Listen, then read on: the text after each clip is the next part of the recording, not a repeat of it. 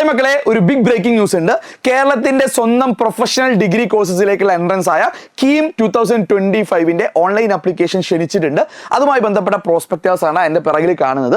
ഇത് ലഭിക്കാനായി നിങ്ങൾക്ക് CEKerala.gov.in എന്ന് പറഞ്ഞ വെബ്സൈറ്റ് സന്ദർശിച്ചു കഴിഞ്ഞാൽ നിങ്ങൾക്ക് ഈ PDF ലഭിക്കും. അപ്പോൾ ഈ PDF മുഴുവനായിട്ട് നിങ്ങൾ വായിക്കൊന്നും വേണ്ട. ഇതിൽ ഇമ്പോർട്ടൻറ്റ് കാര്യങ്ങളും ഡേറ്റുകളും സാറ് പറഞ്ഞുതരാം. അപ്പോൾ ഇതിൽ പ്രത്യേകം നിങ്ങൾ ശ്രദ്ധിക്കുക. ഇവിടെ പ്രത്യേകം പറയുന്നുണ്ട്, ഇത് admission for professional degree courses ആണ്.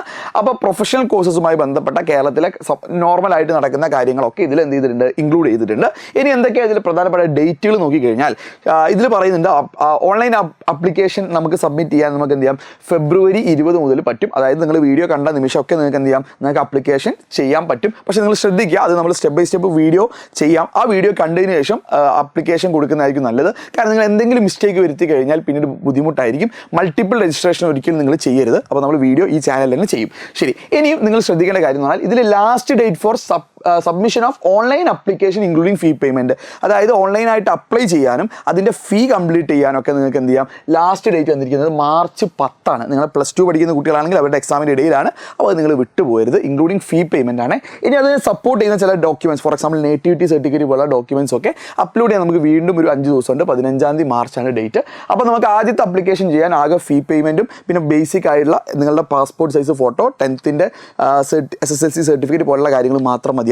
അപ്പോൾ അതിൽ നിങ്ങൾ പേടിക്കൊന്നും വേണ്ട. അത് നമ്മൾ ഡീറ്റെയിൽ ആയിട്ട് നിങ്ങൾക്ക് വീഡിയോ തരാം കേട്ടോ. എന്തൊക്കെ ഡോക്യുമെൻറ്റ് വേണം, അതിലെല്ലാ കോംപ്ലിക്കേഷൻ നമ്മൾ സോൾവ് ചെയ്തു തരും. ഇനി നിങ്ങൾ പ്രത്യേകം ശ്രദ്ധിക്കുക, ഇതിൽ എക്സാം ഡേറ്റ് ആണ് മോസ്റ്റ് ഇമ്പോർട്ടൻറ്റ്. അതിൽ നമ്മൾ എക്സ്പെക്ട് ചെയ്ത പോലെ അത് ഓൾറെഡി നമുക്കൊരു ഇൻഫർമേഷൻ വന്നിരുന്നു, ഇതിൽ ഒഫീഷ്യലായി വന്നിട്ടുണ്ട്.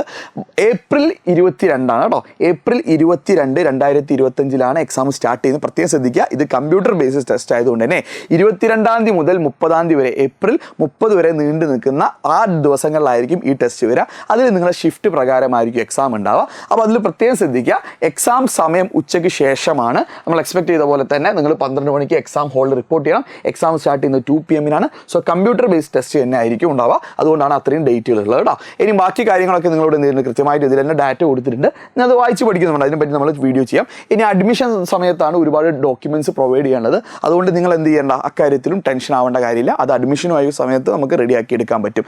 ഇനി മറ്റൊന്ന് വളരെ ഇമ്പോർട്ടൻ്റ് ആയിട്ട് ഇത്തവണ പലരും എക്സ്പെക്ട് ചെയ്തിരുന്നു, BSc നഴ്സിംഗുമായി ബന്ധപ്പെട്ട് കേരളത്തിൽ ഒരു എൻട്രൻസ് എക്സാം വരും. അത് കീമിൻ്റെ ഭാഗമായിരിക്കും അല്ലേ എന്നൊക്കെ ഉണ്ടായിരുന്നു. പക്ഷേ അങ്ങനെയുള്ളൊരു മാറ്റങ്ങളൊന്നും ഇവിടെ കാണുന്നില്ല. ഇവിടെ പറഞ്ഞിരിക്കുന്ന ആസ് യൂഷ്വൽ, അതായത് engineering, architecture, BPharm, MBBS, BDS, Ayurveda, homeopathy, Siddha, Unani, agriculture, അതുപോലെയുള്ള ബാക്കി ചെറിയ കോഴ്സസ് ഉണ്ട്. ആ കോഴ്സസിലേക്കുള്ള അഡ്മിഷൻ നടക്കുന്നത്. അപ്പോൾ കോമൺ ഒരു സംശയമാണ്, സാറേ അപ്പോൾ കീം എഴുതി കഴിഞ്ഞാൽ എനിക്ക് MBBS, കേരളത്തിൽ MBBS കോളേജിൽ അഡ്മിഷൻ എടുക്കാൻ പറ്റുമോ? ഇല്ല, അതിൽ മാറ്റങ്ങളൊന്നുമില്ല. അതായത് NEET UG എക്സാം, അത് ഓൾ ഇന്ത്യ ലെവലിലുള്ളൊരു എക്സാമാണ്. ആ എക്സാം ബേസ്ഡ് തന്നെയാണ് എന്ത് അഡ്മിഷൻ.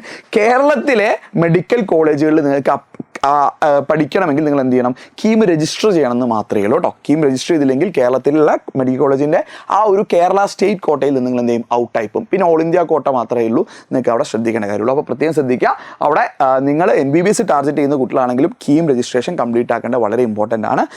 രജിസ്റ്റർ ചെയ്യുക. ബാക്കി എന്ത് ചെയ്യും, ബാക്കിയൊക്കെ എക്സാം കഴിഞ്ഞ ശേഷം ഡാറ്റ അപ്ലോഡ് ചെയ്താൽ മതി.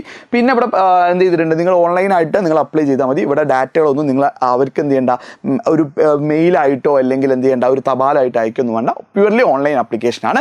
ഇനി എഡ്യൂബോർഡിനെ സംബന്ധിച്ചിടത്തോളം പലർക്കുള്ള സംശയമാണ്, നമ്മൾ എന്തെങ്കിലും ക്ലാസ് പ്രൊവൈഡ് ചെയ്യുന്നുണ്ട്. തീർച്ചയായും ഞങ്ങൾ ക്ലാസ് പ്രൊവൈഡ് ചെയ്യുന്നുണ്ട്.